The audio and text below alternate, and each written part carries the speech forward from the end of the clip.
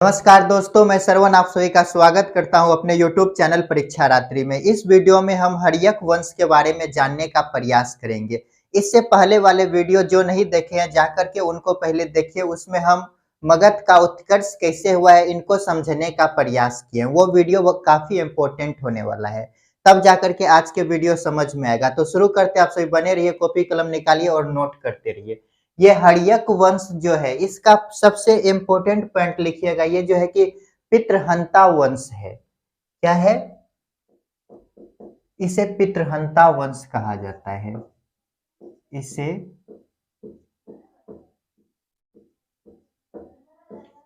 पितृहंता वंश कहा जाता है। ये पितृहंता क्या होता है? तो पिता की हत्या कर पुत्र शासक बनते हैं।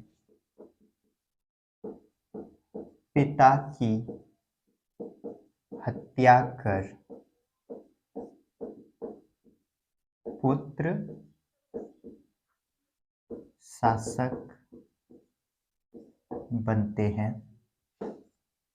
तो सबसे पहला पॉइंट क्या लिखे? इसे पितृहंता वंश के नाम से जाना जाता है। क्यों? तो पिता की हत्या कर पुत्र शासक बनते थे। यदि देखें, इस वंश के संस्थापक कौन है? संस्थापक या प्रथम शासक की यदि बात करें तो उनका नाम भट्टिये है। भट्टिये। और लेकिन वास्तविक यदि संस्थापक पूछे तो बिंबसार है।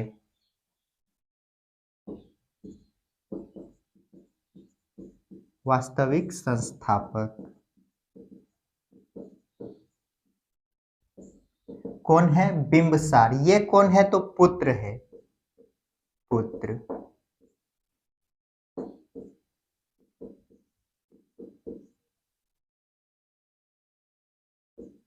बिंबसार।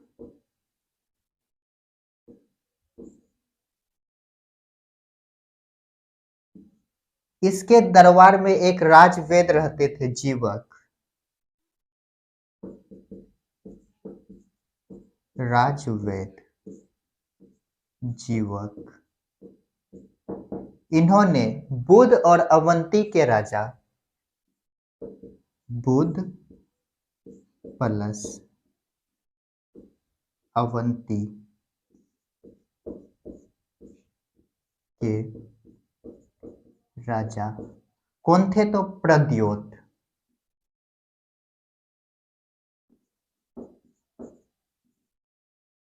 की सेवा के लिए भेजा।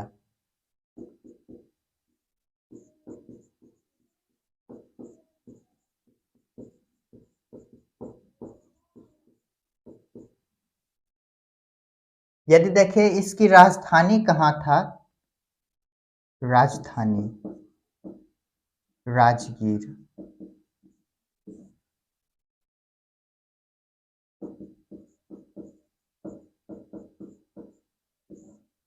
तो देखिए, अभी तक क्या देखे हैं?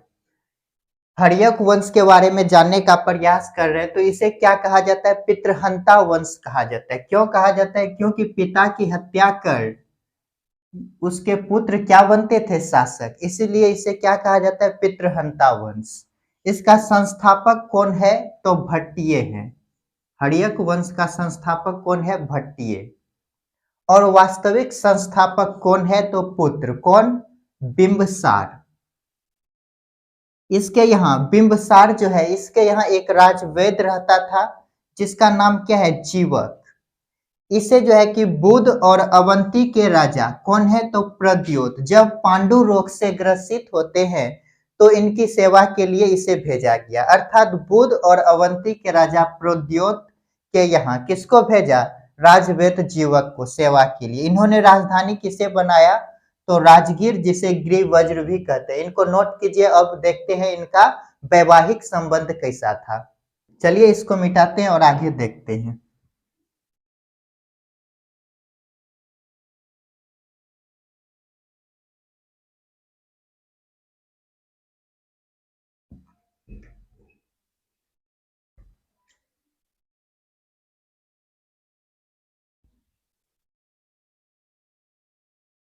हेडिंग दीजिएगा वैवाहिक संबंध। वैवाहिक संबंध किसका? तो बिंबसार का। वैवाहिक संबंध यदि देखें तो इन्होंने वैवाहिक संबंध के माध्यम से अपने अपने साम्राज्य को सुदृढ़ बनाया। कैसे बनाया? तो देखिए, ये मगध के शासक थे, मगध। तो देखिए इन्होंने क्या किया, इन्होंने चारों दिशा में वैवाहिक संबंध बनाए। ऐसे करके आप सभी भी बनाइएगा। ऊपर में वैशाली लिखिएगा, वैशाली, कौशल,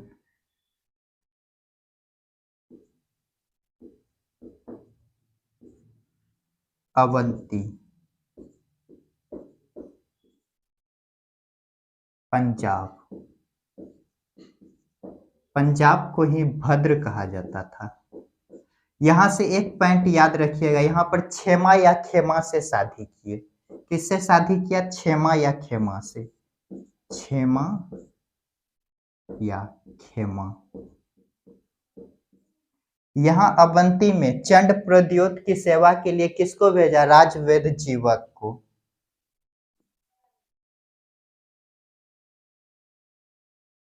प्रद्योत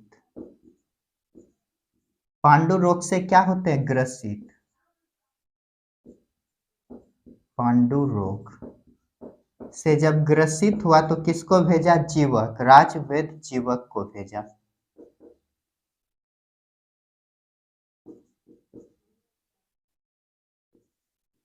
राजवेद जीवक सेवा के लिए गए तो यहाँ से संबंध अच्छा हुआ। और ये जो कौशल है, ये जो कौशल है, कौशल के नरेश प्रसेनजीत होते हैं। प्रसेनजीत, इसकी बहन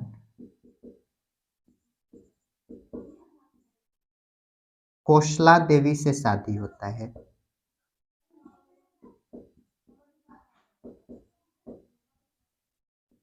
कौशला देवी से शादी।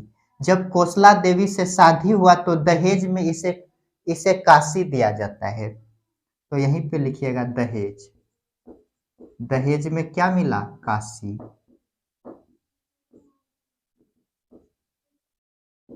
ये चीज इंपॉर्टेंट है, दहेज में क्या मिला? काशी। और यदि कौशल की बात करें, कौशल में कौन सा वंश था? तो लिच्छवी वंश।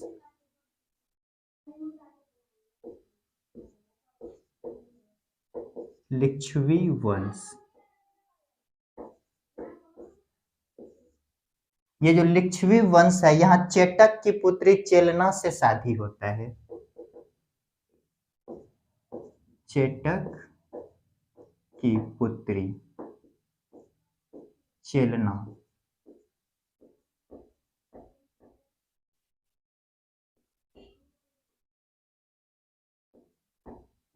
जब चेलना से शादी हुए तो इससे 2 पुत्र होते हैं। क्या हुआ? 2 पुत्र।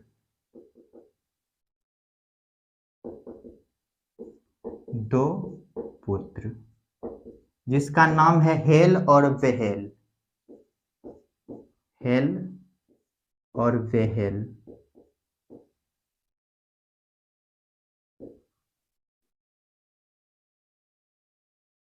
हेल बेहल।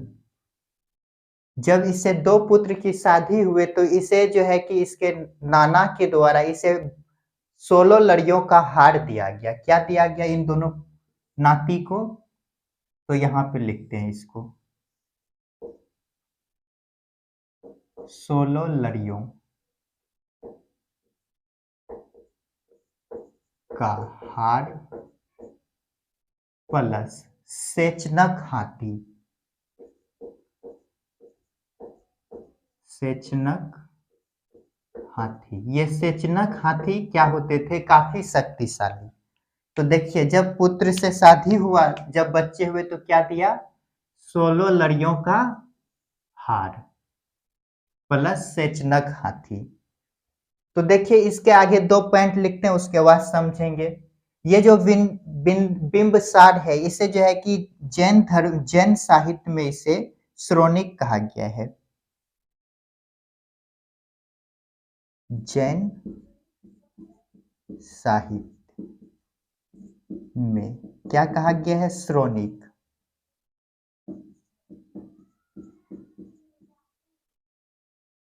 श्रोणिक या श्रोणीय।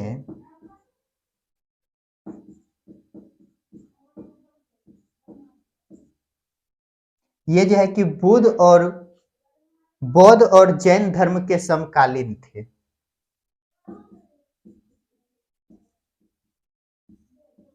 बुद्ध प्लस जैन धर्म के समकालीन थे। तो देखिए अब हम समझने का प्रयास करते हैं ये वैवाहिक संबंध क्यों बनाया जाता है। तो वैवाहिक संबंध इसलिए बनाया जाता है ताकि अपने राज्य का हम विस्तार कर सके। तो ये वैवाहिक संबंध के माध्यम से बिंबसार जो है कि अपने साम्राज्य का विस्तार चारों दिशा में किया। कैसे किया? तो उत्तर में यदि देखें तो यहाँ पर किससे शादी करता है? तो वैशाली। यहाँ क्या है उत्तर में? वैशाली। यहाँ पर चेटक की पुत्री, चेटक की पुत्री कौन है? तो चेलना। इससे शादी की और इससे 2 पुत्र प्राप्त हुए। कौन? तो हेल और बेहल। हेल और बेहल जब हुए, जब 2 पुत्र हुए हेल और बेहल, इसी कारण जो है कि इसके नाना गिफ्ट में क्या देते हैं? तो 16 लड़ियों का हार और सेचनक हाथी दिया। उसके बाद यदि देखें तो कौशल, कौशल में यहाँ के शासक कौन थे? तो परसेनजीत। ये जो परसेनजीत है इसने अपने बहन कौशला देवी का शादी किया। जब शादी किया तो दहेज में क्या मिला? तो दहेज के रूप में बिंबसार को काशी दिया गया। क्या दिया गया? काशी। और अवंती, यहाँ पे शासक कौन थे? प्रद्योत। ये पांडु रोग से जब ग्रसित हुए तो राजवेद यहाँ पर जीवक को भेजा गया। और पंजाब भद्र, यहाँ पर किससे शादी करते हैं? क्षेमा या खेमा से। और यदि देखिए ये जो बिंबसार है इसका जैन साहित्य में नाम क्या मिलता है? श्रोणिक या श्रेणीय। और ये बुद्ध और जैन धर्म के क्या थे? समकालीन थे। जल्दी से ये काफी इंपॉर्टेंट पॉइंट है, इसको याद रखिएगा। बुद्ध और जैन धर्म के क्या है? तो समकालीन। कौन है? तो बिंबसार। जल्दी से इनको नोट कीजिए और आगे देखते हैं। तो चलिए इसको मिटाते हैं और आगे देखते हैं।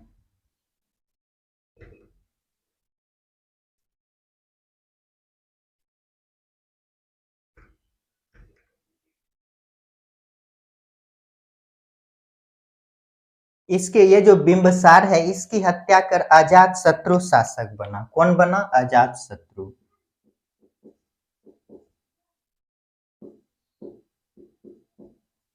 अजात शत्रु।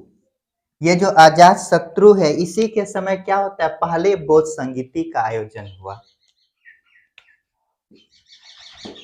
फर्स्ट बौद्ध संगीति।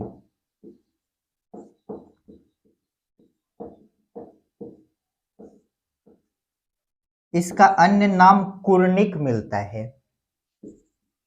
अन्य नाम क्या है? कुनिक। और यदि इसके बारे में देखें तो ये जो कौशल है यहाँ पर इससे युद्ध करते हैं। तो हेडिंग दीजिएगा कौशल से युद्ध। कौशल से युद्ध अर्थात बोले तो अपने नाना से युद्ध करेगा। जब ये कौशल में युद्ध करने गया तो इसकी क्या हुए? हार हुआ और इसे बंदी बनाया। बंदी बना लेने के बाद क्या हुआ? तो यहाँ पर संधि होते हैं। संधि, संधि में ये जो परसेनजीत है अपने पुत्री का शादी किया। परसेनजीत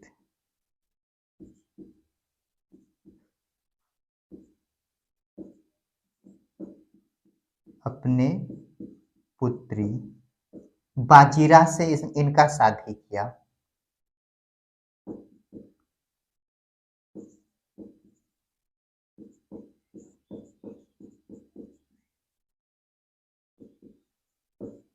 जब बाजीराव से शादी हुआ तो एक बार तो इनके पिता को काशी मिला दहेज में, इसे पुनः काशी दहेज में दिया गया।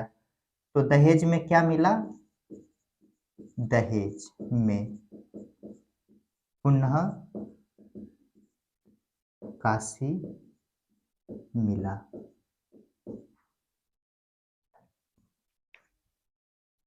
चलिए इसको मिटाते हैं और इधर देखते हैं।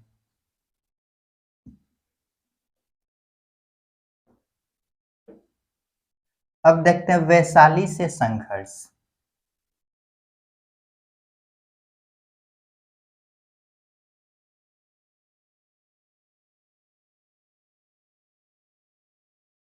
हेडिंग दीजिएगा वैशाली से संघर्ष।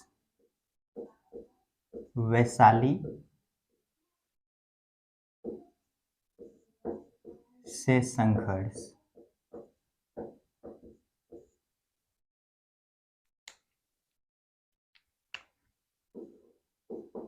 देखिए अजात शत्रु के दो मंत्री थे।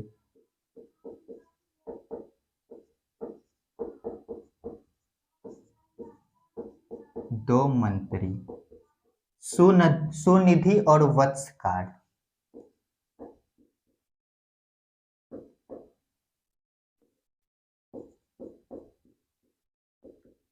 ये जो सुनिधि और वत्सकार है, इसकी सहायता से 16 वर्षों तक युद्ध लड़ा गया। 16 वर्ष तक युद्ध लड़े और आखिरी जीता भी। यहाँ पे जो है कि दो जो है कि हथियार का यूज होता है। दो हथियार,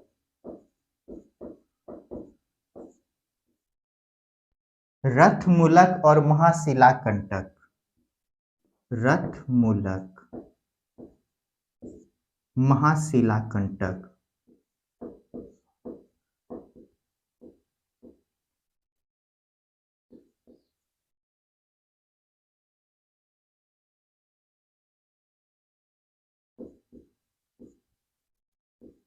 ये महाशिला कंटक क्या है? तो ये तोप है। ये रथ मूलक क्या है? तो हथियार वाले रथ हैं। हथियार वाले रथ। और यदि देखिए ये जो अजात शत्रु है, इन्होंने अंतिम समय में सोन और गंगा नदी के मध्य में एक दुर्ग का निर्माण किया। अंतिम समय में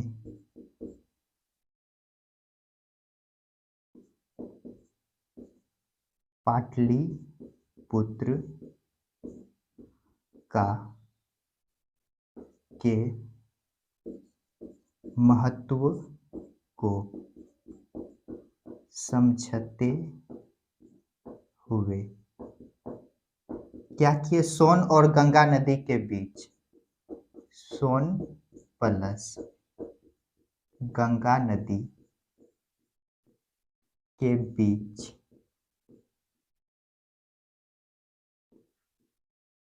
दुर्ग का निर्माण किया। दुर्ग का निर्माण किया। ये जो पाटलिपुत्र है, इसे ही कुसुमपुर भी कहा जाता था। कुसुमपुर।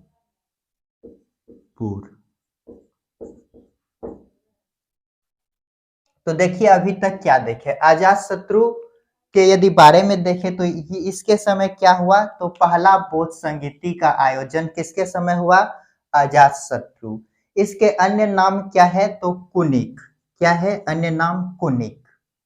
और इनके यदि देखें युद्ध, तो कौशल के साथ युद्ध हुए। कौशल में कौन था इसका? ननिहार, यहाँ पे नाना का घर था।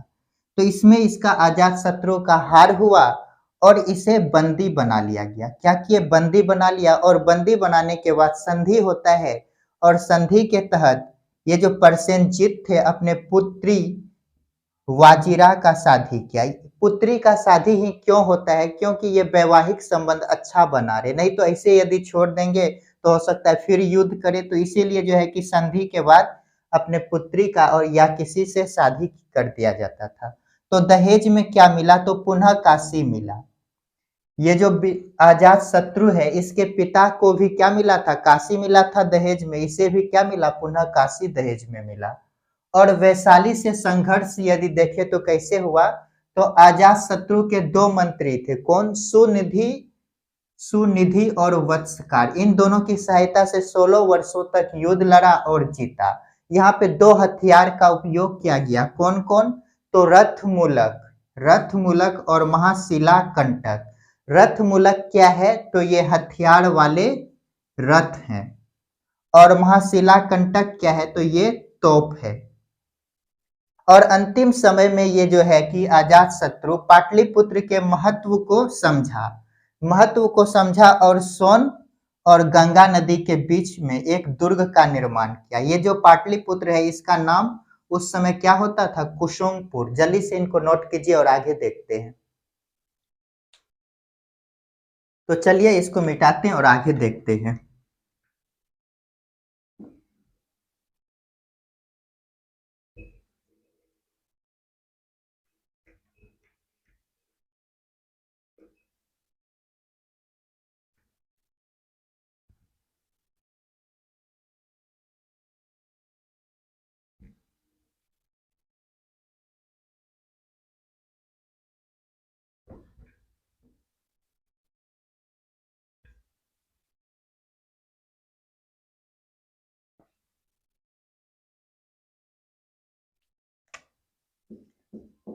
अजात शत्रु, इसकी हत्या इसके पुत्र करते हैं।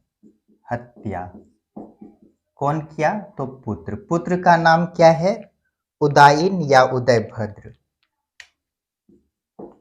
उदाइन या उदयभद्र। जब इन्होंने हत्या किया तो अगला शासक कौन बने, उदाइन। इन्होंने पाटलिपुत्र नगर की स्थापना की। क्या किया, तो पाटलिपुत्र नगर की स्थापना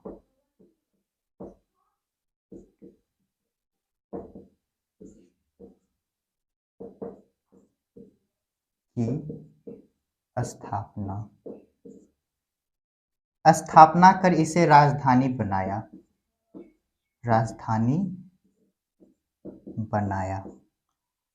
अजात शत्रु जो है, इन्होंने पाटलिपुत्र के महत्व को समझा, दुर्ग का निर्माण किया, और इन्होंने, उदाइन ने क्या किया, राजधानी बनाई।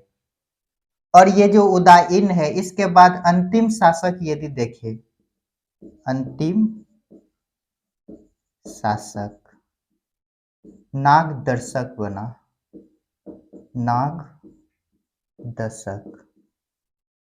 ये नागदशक जो है, ये जो नागदशक है, इसके यहाँ बनारस के राज्यपाल,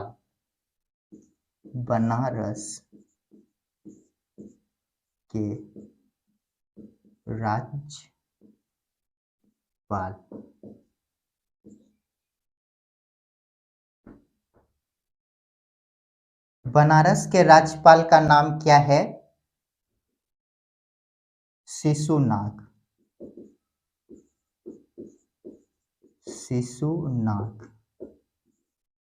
इन्होंने क्या किया, ये जो अंतिम शासक नागदर्शक है, इसकी हत्या